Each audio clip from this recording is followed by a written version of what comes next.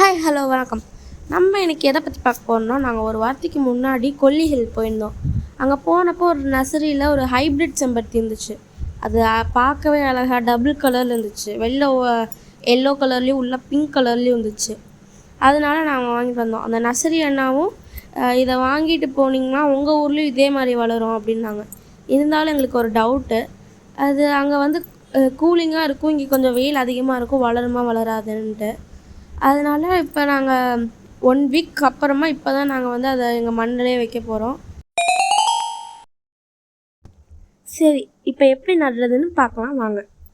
First grow பேக்லேருந்து செடியை எடுத்துகிட்டு அது இந்த வேரில் ஒட்டியிருக்குள்ள மண், அந்த மண்ணெல்லாம் பொறுமையாக எடுத்துருங்க.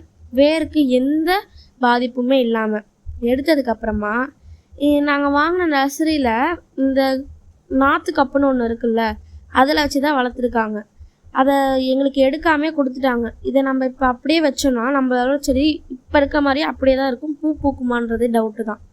ஸோ இப்போ அதை பொறுமையாக நாற்றுக்கப்பை எடுத்துடலாம். நாற்றுக்கப்பை எடுக்கிறப்ப வேருக்கு எந்த பாதிப்பும் எடுக்கக்கூடாது. நாற்றுக்கப்பை கட் பண்ணுறேன்ற பதிலாக வேரை கட் பண்ணிட்டீங்கன்னா உங்கள் செடியை ஷார்ட்ஸ் எல்லாம் பார்க்குற மாதிரி பிரேதாத்மா தான் தெரியும். அதனால கட் பண்ணும்போதே பார்த்து கட் பண்ணுங்கள். சப்போஸ் கட் பண்ணிட்டீங்கன்னா நீங்கள் வச்சு தண்ணி ஊற்றிக்கிட்டே இருப்பீங்க, அது வளர வேண்டிய இலையெல்லாம் கீழே விழுந்து வெறும் காஞ்சி போன குச்சியாக தான் இருக்கும். அதனால் பார்த்து கட் பண்ணும்போதே பார்த்து கட் பண்ணுங்கள். இப்போ நாங்கள் நாற்றுக்கப்பை எப்படி கட் பண்ணுறோன்னு பார்த்துட்டு, நீங்கள் வாங்குற செடியில் இந்த மாதிரி நாற்றுக்கப்பை இருந்துச்சுன்னா இப்படி தான் கட் பண்ணணும். இப்போ நாங்கள் எப்படி கட் பண்ணுறோமோ அதை பாருங்கள். இப்போ பொறுமையாக வேரில் ஒட்டியிருக்க மண்ணெல்லாம் கொஞ்சம் கொஞ்சமாக எடுத்ததுக்கப்புறமா இப்போ இதை தண்ணியில் காட்டணும். தண்ணியில் காட்டுறதுனா நீங்கள் ஃபோர்ஸாக பைப்பை திறந்து விட்டு காமிச்சிங்கன்னா செத்து போயிடும் செடி. ஸோ அதனால் ஒரு டப்பில் தண்ணி பிடிச்சி வச்சு அதை காட்டினீங்கன்னா அதில் இருக்க மண்ணெல்லாம் நாற்றுக்கப்பில் ஒட்டியிருக்க மண்ணெல்லாம் போயிட்டு நாற்றுக்கப்பு கிளியராக தெரியும். இப்போ நீங்கள் பிளான்ட் கட்டரை வச்சு நாற்றுக்கப்பை ஈஸியாக கட் பண்ணலாம்.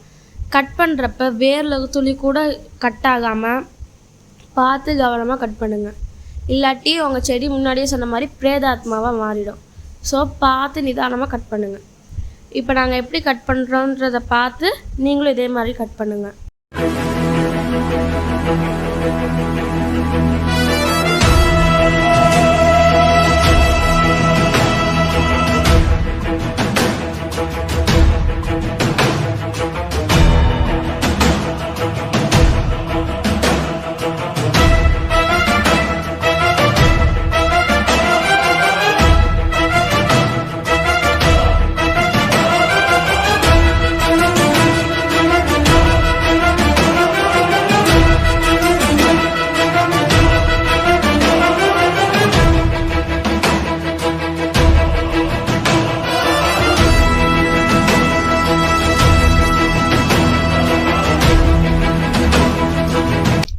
நாற்றுக்கப்பை எடுத்தாச்சு. இப்போ நர்சரியில் பூத்த மாதிரியே பூ பெருசாக பூக்கிறதுக்கு என்னென்னலாம் பண்ணணும்னு தெரியணுன்னா பார்ட் 1 கமெண்ட் பண்ணிட்டு